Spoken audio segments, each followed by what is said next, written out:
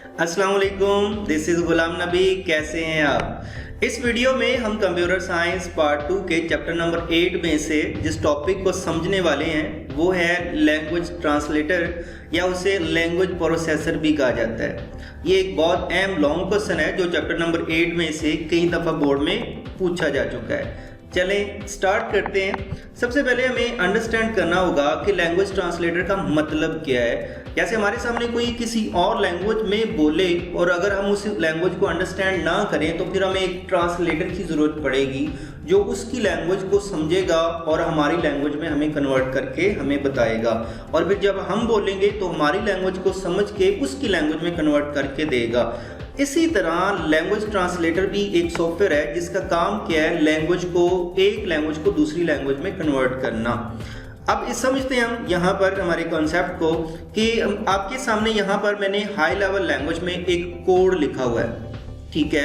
अगर मैं आपसे ये पूछूं कि क्या ये हाई लेवल लैंग्वेज का कोड डायरेक्टली कंप्यूटर पे एग्जीक्यूट हो जाएगा, तो आप कहेंगे नो सर। इसकी रीज़न क्या? रीज़न इसकी ये है क्योंकि हमारा कंप्यूटर बाइनरी लैंग्वेज को समझता है, मशीन लैंग्वेज को समझता है, और मशीन लैंग्वेज होती है ज़ीरोज़ और वंस में। तो ये हमारा कोड तो हाई लेवल लैंग्वेज में लिखा हुआ है, इंग्लिश लाइक वर्ड्स में, तो ये तो कंप्यूटर पे डायरेक्टली एग्जीक्यूट नहीं हो सकता। तो फिर इसका मतलब ये हुआ कि हम लैंग्वेज ट्रांसलेटर को इस्तेमाल करेंगे जो हमारे हाई लेवल लैंग्वेज के कोड को कन्वर्ट करे ज़ीरोज़ और वन में और फिर वो कंप्यूटर पे एग्जीक्यूट हो।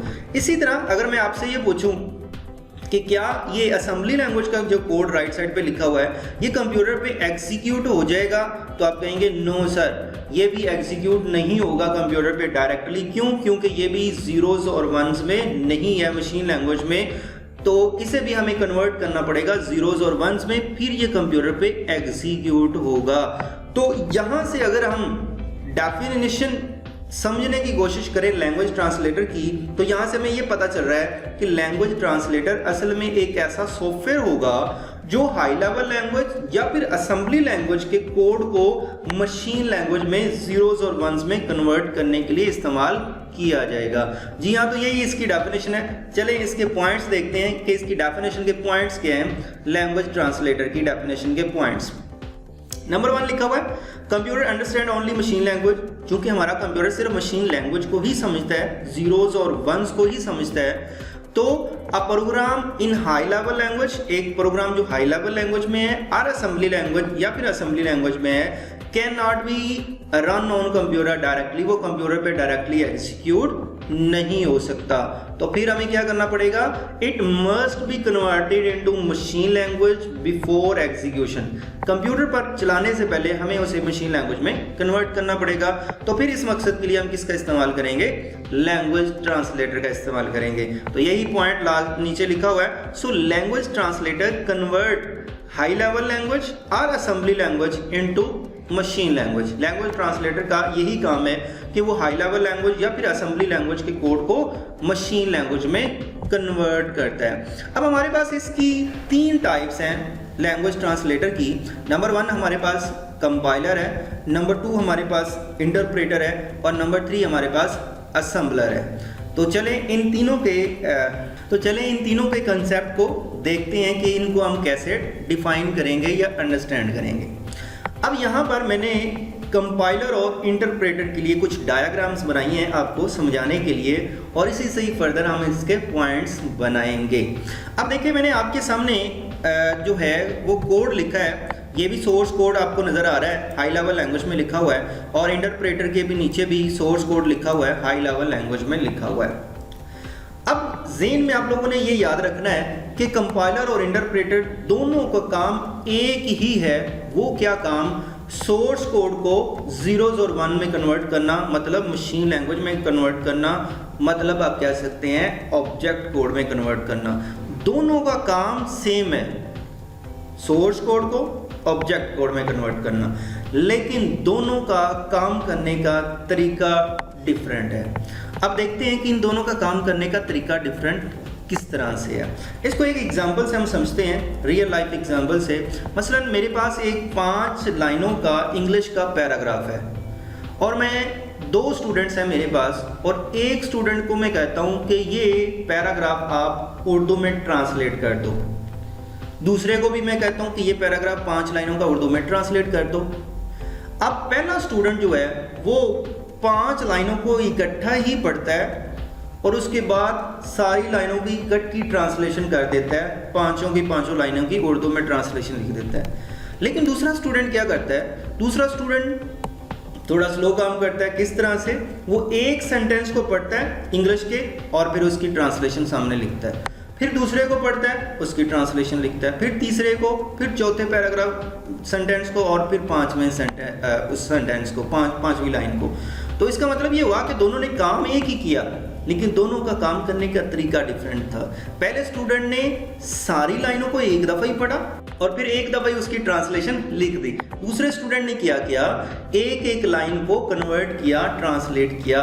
यही हमारे पास यहाँ पे कंपाइलर और इंटरप्रेटर में फ़र्क है कि कंपाइलर का काम भी सोर्स कोड को ऑब्जेक्ट कोड में कन्वर्ट करना है और इंटरप्रेटर का काम भी सोर्स कोड को ऑब्जेक्ट कोड में कन्वर्ट करना है। लेकिन दोनों का काम क्या है, काम करने में फ़र्क क्या है, वो ये कि यहाँ पे देखिए आपके सामने ये सोर्स कोड सारा लिखा हुआ है। कंपाइलर क्या करेगा, सारे सोर्स कोड को पकड़ेगा और आपको एक ऑब्जेक्ट फाइल बना के दे देगा, मतलब सारी लाइनों की जीरोज और वंस बना के आपको एक फाइल दे देगा और उस फाइल का नाम होगा ऑब्जेक्ट फाइल या ऑब्जेक्ट कोड फाइल आप कह सकते हैं। इसने क्या किया, as a whole source code को कन्वर्ट करके एक नई फाइल हमें बना के दे दी। कौन सी वाली फाइल? ऑब्जेक्ट कोड की फाइल बना के दे दी। अब हमारे पास ये अलग फाइल है, सोर्स फाइल एक अलग फाइल है और ऑब्जेक्ट फाइल एक अलग बन चुकी है। अब हम अपनी मर्जी से जितनी दफ़ा मर्जी इस फाइल को कंप्यूटर के ऊपर एग्जीक्यूट कर सकते हैं। अच्छा, एक और चीज़, जब हमारा कंपाइलर सोर्स कोड की लाइनों को कन्वर्ट करने से पहले चेक करता है कि क्या सोर्स कोड जो लिखा हुआ है इसमें कहीं कोई गलती तो नहीं है, गलती से मुराद कोई एरर तो नहीं है। मसलन लास्ट टाइम हम एक वीडियो में देख चुके हैं कि एक सिंटैक्स होता है, रूल्स होते हैं कोड को लिखने के। मसलन आप एंड पे सेमीकोलन नहीं लगाएंगे तो आपने रूल्स की मिस्टेक की और फर्स्ट कर लें आपने यहाँ पर सेमीकोलन नहीं लगाया, तो जब आप इस कोड को कंपाइलर की मदद से कन्वर्ट करेंगे तो वो आपको फिर बताएगा कि फलां लाइन पे आपने ये वाली गलती की हुई है।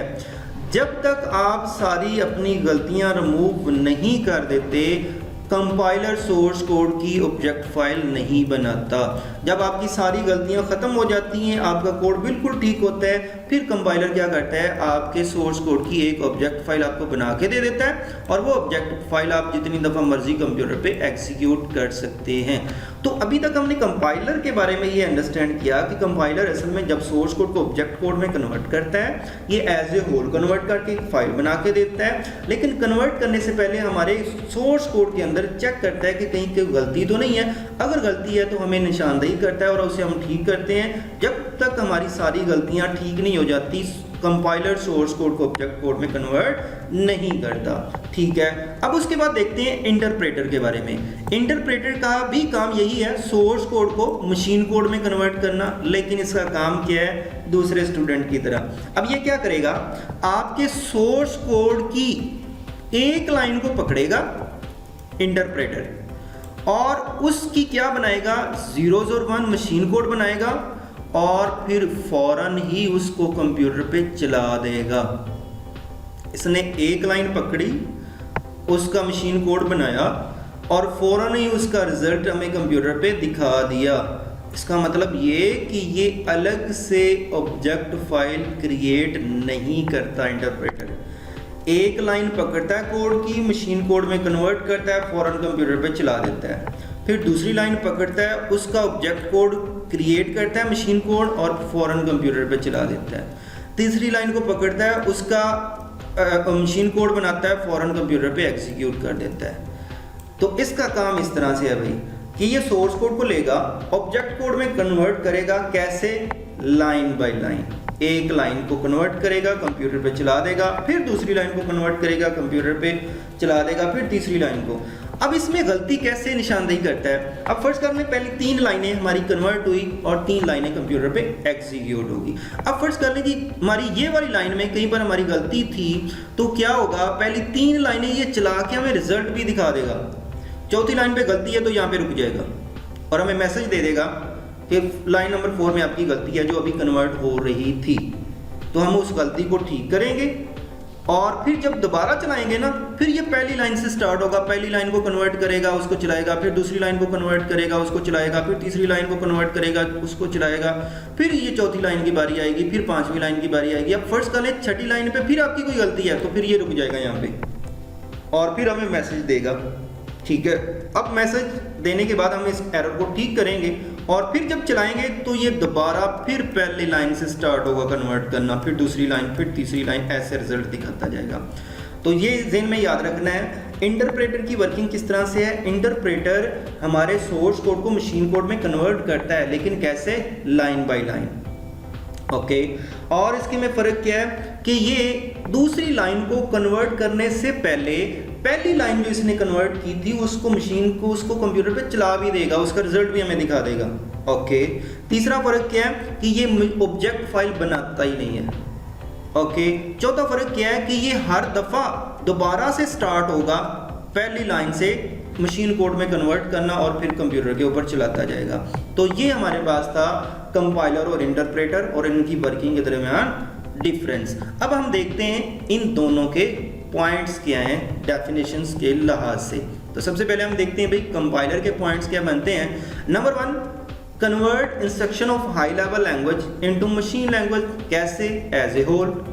तो वही पॉइंट जो अभी हमने लास्ट डायग्राम में डिस्कस किया कि ये एज ए होल जो है सारे कोड को ही कन्वर्ट करता है हाई लेवल लैंग्वेज से मशीन लैंग्वेज में और आपको एक नई फाइल बना के देता है। उसे क्या कहते हैं? ऑब्जेक्ट फाइल कहते हैं। ठीक है, अब जो जिसको आप कन्वर्ट कर रहे थे, जिस प्रोग्राम को जो हाई लेवल लैंग्वेज में लिखा हुआ है, उसे हम क्या कहते हैं? Source program. ये हम पहले भी पढ़ चुके हैं कि जिसको हमने कन्वर्ट करना है हाई लेवल लैंग्वेज में जो लिखा हुआ है, ये हमारा क्या है? ये हमारा सोर्स कोड है। अच्छा, इसके बाद नेक्स्ट पॉइंट को देखते हैं। तीसरा पॉइंट लिखा हुआ है हमारे पास, compiler convert source code into object code. ये भी अभी हम देख चुके हैं कि कंपाइलर का काम क्या है? Source code high level language के प्रोग्राम को ऑब्जेक्ट कोड में कन्वर्ट करना। नेक्स्ट पॉइंट है object code can be executed many times. यही भी मैंने आपको बात बताई कि जब आपके पास एक अलग फाइल आ जाती है बाइनरी वाली, जिसे हम ऑब्जेक्ट फाइल कहते हैं, वो आप जितनी दफ़ा मर्जी उसे दोबारा चलाते रहें। अब आपको सोर्स कोड को ऑब्जेक्ट कोड करने में कन्वर्ट करने की जरूरत नहीं है, आपके पास ऑब्जेक्ट फाइल एक अलग आ जाती है, उसको जितनी दफ़ा मर्जी आप एग्जीक्यूट करते रहें। नेक्स्ट है compiler also check syntax error in the program. मैंने अब आपको बताया कि कंपाइलर जो है वो कन्वर्ट करने से पहले गलतियां भी चेक करेगा कि कोई एरर तो नहीं है, और अगर एरर हुआ तो a source program containing any error can not be compiled. कोई भी एरर आपका हुआ तो वो ऑब्जेक्ट कोड में कन्वर्ट नहीं होगा। और लास्ट वन इसमें पॉइंट है, a compiler can translate the program of only those languages for which it is written. इसका मतलब ये है कि हमारा जो कंपाइलर है सिर्फ उसी लैंग्वेज को हाई लेवल लैंग्वेज से बाइनरी लैंग्वेज या मशीन लैंग्वेज में कन्वर्ट कर सकता है जिसके लिए वो बनाया गया है। जैसे पार्ट 2 में हम सी लैंग्वेज पढ़ेंगे और उसके लिए हम जो कंपाइलर यूज़ करेंगे वो टर्बो सी का इस्तेमाल करेंगे। तो टर्बो सी जो है वो सी लैंग्वेज के लिए बनाया गया है और सी प्लस प्लस के लिए। सिर्फ इन दोनों लैंग्वेजेस को हाई लेवल लैंग्वेज से मशीन लैंग्वेज में कन्वर्ट कर सकता है और किसी को कन्वर्ट नहीं कर सकता। तो ये सारे हमारे पॉइंट्स थे कंपाइलर के बारे में।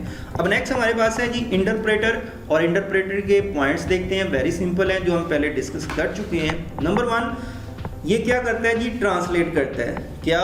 One instruction of the program at a time. एक वक्त में प्रोग्राम की एक हदायत को ही कन्वर्ट करता है, जो मैंने डायग्राम में आपको समझा दिया। नेक्स्ट पॉइंट है, it converts the instruction into machine language and execute. ये एक इंस्ट्रक्शन को पकड़ेगा, मशीन लैंग्वेज में कन्वर्ट करेगा, फिर उसे एग्जीक्यूट कर देगा। It then moves to the next instruction of the program. तो हम पहले बात कर चुके हैं कि एक जो है कोड की लाइन को पकड़ेगा, उसे मशीन लैंग्वेज में कन्वर्ट करेगा, उसे चला भी देगा, फिर ये दूसरी लाइन पे आएगा, उसे कन्वर्ट करेगा और उसे कन्वर्ट करने की कोशिश करेगा। नेक्स्ट पॉइंट हमारे पास, if there any error in the instruction it stop working and display message. अब इसमें जिस लाइन को भी कन्वर्ट किया जा रहा है उसमें अगर एरर है तो वहाँ पे ये स्टॉप अपनी वर्किंग कर देगा और डिस्प्ले एरर मैसेज हमें देगा कि इस लाइन में आपका क्या है जी, एरर है। अब इसका एडवांटेज क्या है, we can find error very easily. आप इंटरप्रेटर में एरर बड़ी जल्दी आसानी से फाइंड आउट कर लेते हैं। क्या मतलब, जिस लाइन में एरर होगा ये उसी लाइन पे स्टॉप हो जाएगा, तो हमें पता चल जाएगा अच्छा इस लाइन में एरर है। और इसका डिसएडवांटेज क्या है, इट वर्क्स वेरी स्लो, ये स्लो काम करता है, लाइन बाय लाइन काम कर रहा होता है। It not produce an object program, और ये भी इसका डिसएडवांटेज है कि ये ऑब्जेक्ट प्रोग्राम, ऑब्जेक्ट फाइल नहीं बनाता। अब नेक्स्ट लास्ट वन हमारे पास रह गया जी, असेंबलर। वेरी सिंपल, आपके सामने देखें मैंने लेफ्ट साइड पे असेंबली लैंग्वेज में कोड लिखा है और आप देखते ही समझ जाएंगे असेंबलर जो है वो असेंबली लैंग्वेज के कोड को किस में कन्वर्ट करता है, मशीन कोड में, और फिर कंप्यूटर पे वो एग्जीक्यूट होता है। तो इसकी सिंपल सी डेफिनेशन बनेगी, असेंबलर एक ऐसा प्रोग्राम है, ऐसा ट्रांसलेटर है जिसका काम क्या है, असेंबली लैंग्वेज के कोड को मशीन कोड में कन्वर्ट करना। तो अब इसकी डेफिनेशन का पॉइंट देखते हैं कि क्या लिखा हुआ है जी। An assembler is a translating program that translate the instruction of assembly language into machine language. Assembler एक ऐसा ट्रांसलेट करने वाला सॉफ्टवेयर प्रोग्राम है जिसका काम क्या है, असेंबली लैंग्वेज की हिदायत को मशीन लैंग्वेज में कन्वर्ट करना। तो होपफुली आपको इस टॉपिक की डिटेल के साथ समझ आ गई होगी। थैंक यू, अल्लाह हाफिज़।